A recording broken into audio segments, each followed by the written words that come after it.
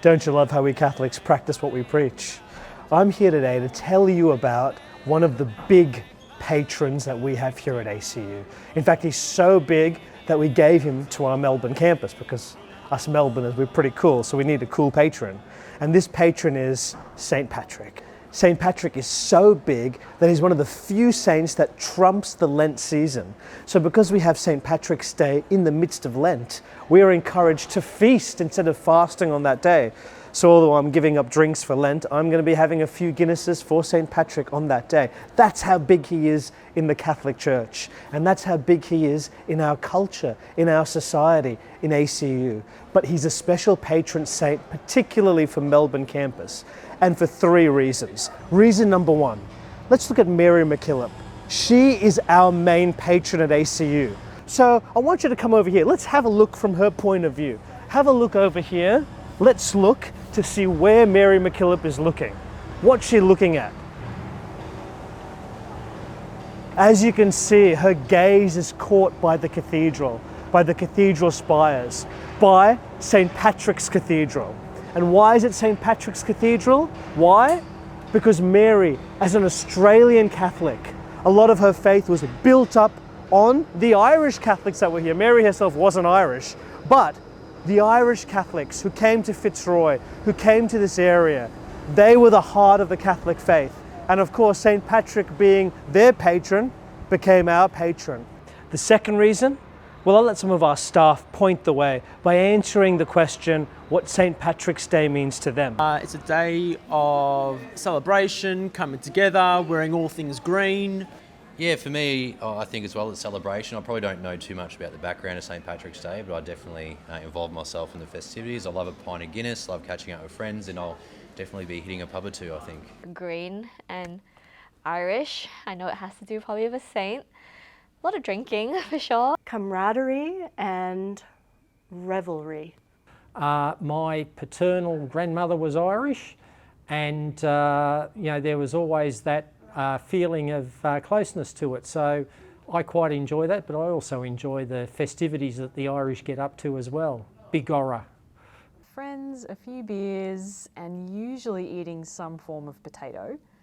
I still think the idea of gathering around, lots of friends, the Guinness flowing, and talking about how we all have a bit of Irish ancestry is mostly what I think of when I think of St. Patrick's. You heard our people speak. So St. Patrick's Day, and thus St. Patrick himself, stands for the festivity, the community, the merriment. He stands for living a good life, which in itself has such highs and lows, joys and sufferings, as the Irish people well know, but without their spirit ever being defeated. Because when we speak about community, we speak about one living body made up of many different parts. That's the Catholic conception of community.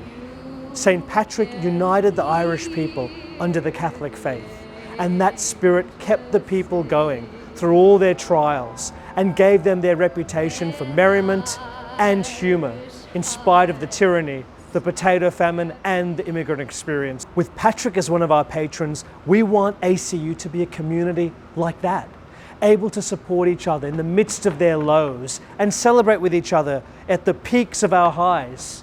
So our second reason for his patronage is so that we too can live this sense of a joy-filled community that St. Patrick and the Irish people represent.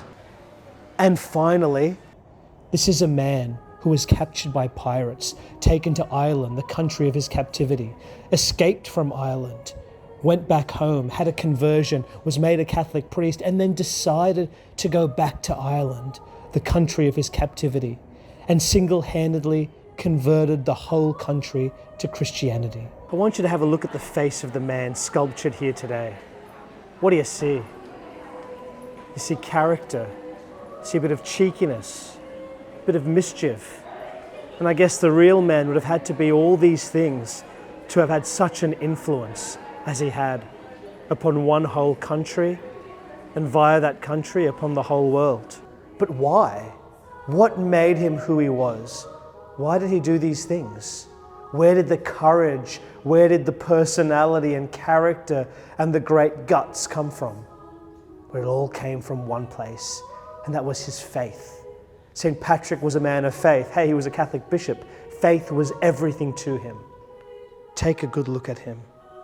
And I think you can see through this man of faith that faith is not tame. It's not uninteresting. It isn't lifeless. And it's definitely not boring. But faith is something that can bring life and unite and make life a true adventure.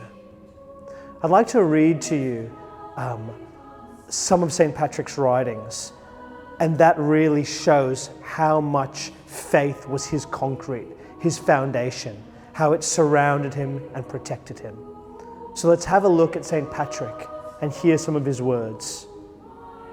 I bind myself today to the power of God to guide me, the might of God to uphold me, the wisdom of God to teach me, the eye of God to watch over me, the ear of God to hear me, the word of God to give me speech, the hand of God to protect me, the way of God to prevent me, the shield of God to shelter me, the host of God to defend me.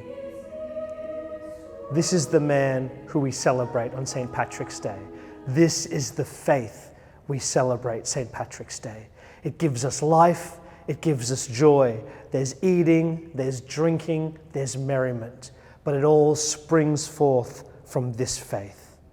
So happy St. Patrick's Day, and I hope this faith, this Irish faith, this faith of this great saint inspires you too.